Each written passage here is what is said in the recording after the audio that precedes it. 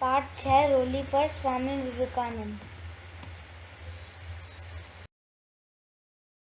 विवेकानंद के बारे में कुछ जानकारी। उनका जन्म 12 जनवरी 1863 में हुआ था और कोलकाता के एक संपन्न परिवार में हुआ था। उनका असली नाम नरेंद्र नाथ था। वे मेधावी के छात्र थे। वे रामकृष्ण परमहंस के गुरु के शिष्य रह चुके थे। रामकृष्ण परमहंस की मृत्यु के बाद भारतीय धर्म का प्रचार पूरी दुनिया में करने का कर्तव्य इन्होंने ले लिया था।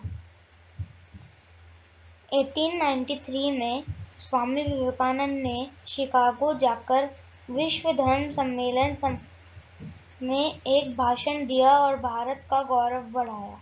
11 सितंबर को उन्होंने शिकागो में भाषण दिया था। 1897 में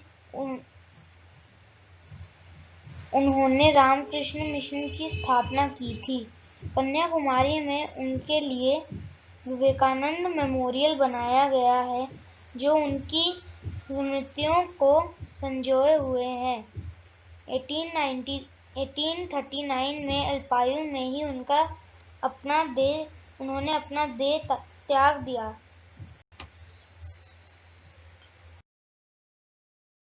विवेकानंद का बचपन में जब स्वामी विवेकानंद छोटे थे, तब एक दिन वे अपने सहपाठियों को एक कहानी सुना रहे थे और सब उस कहानी को सुनने में मग्न थे। और जैसे शिक्षक पढ़ाने लगे, किसी का ध्यान नहीं था तो शिक्षक ने सवाल पूछ तो किसी को नहीं आया, पर स्वामी विवेकानंद ने उस सवाल का सही उत्तर दे दिया तो सभी स्वामी विवेकानंद की दो स्थान पर ध्यान देने की क्षमता से आश्चर्यचकित रह गए। जब वे बड़े हुए तो उनका दाखिला मेट्रोपोलिटन स्कूल में हुआ और वहां से वो प्रथम श्रेणी में एंट्रेंस की परीक्षा उत्तीर्ण की। इसके पश्चात जनरल असेंबली कॉलेज से सन 1881 में एक के तथा सन 1883 में BA की परीक्षा पास की। कॉलेज के अध्यापक विलियम हेस्टी कहा करते थे कि स्वामी विवेकानंद बहुत अच्छे विद्यार्थी हैं। स्वामी विवेकानंद की हिमालय की यात्रा। जब स्वामी विवेकानंद कॉलेज से पास हुए, तब वे आध्यात्मिक ज्ञान की खोज में हिमालय गए और वहां उन्होंने घोर तपस्या की और उन्हें कई बार नंगे बदन सोना पड़ा और कई बार जंगली जानवरों का सामना भी करना पड़ा। हिमालय पर तपस्या करते करते उन्होंने इतने सारे कष्ट सहन करे।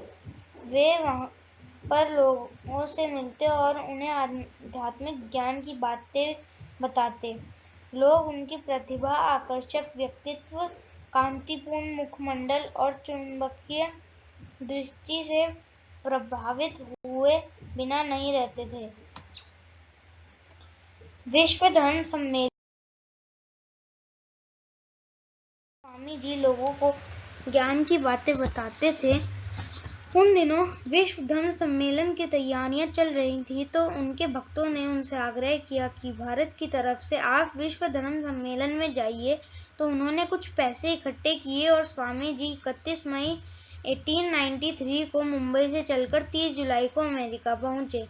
वहां जाकर पता चला कि सम्मेलन में विलंब है, तो उन्हें वे दिन कष्टों में बिताने पड़े, क्योंकि उनके पास अधिक धन नहीं था और वापस भी जाना था। 11 सितंबर को सम्मेलन शुरू हुआ।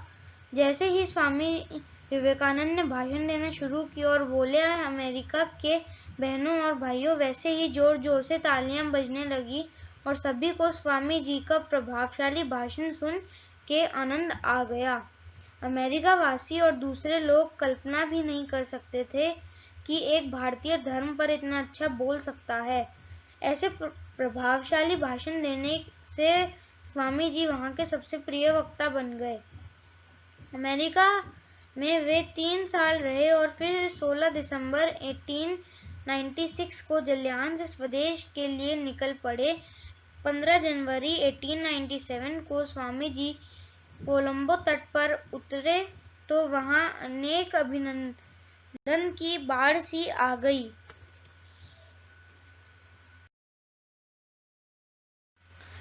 देश विदेश में अविराम भाषण देने के बाद और भ्रमण करने के बाद स्वामी जी का स्वास्थ्य गिरता चला गया, परंतु उन्हें इसकी परवाह नहीं थी और 1897 में रामकृष्ण मिशन की स्थापना की गई और देश भर में इसकी शाखाएं खोली गई। 1897 में जब प्लेग की बीमारी फैली तब रामकृष्ण मिशन ने पीड़ितों की बहुत सहायता करी।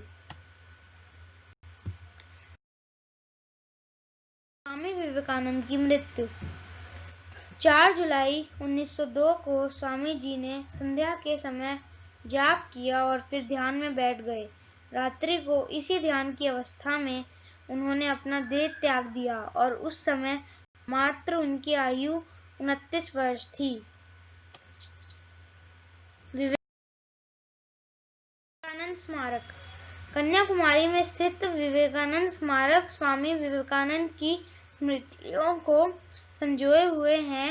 स्वामी विवेकानंद शिकागो भाषण देने गए थे तब भी उन्होंने इधर ही ध्यान किया था। यह 1970 में बना था।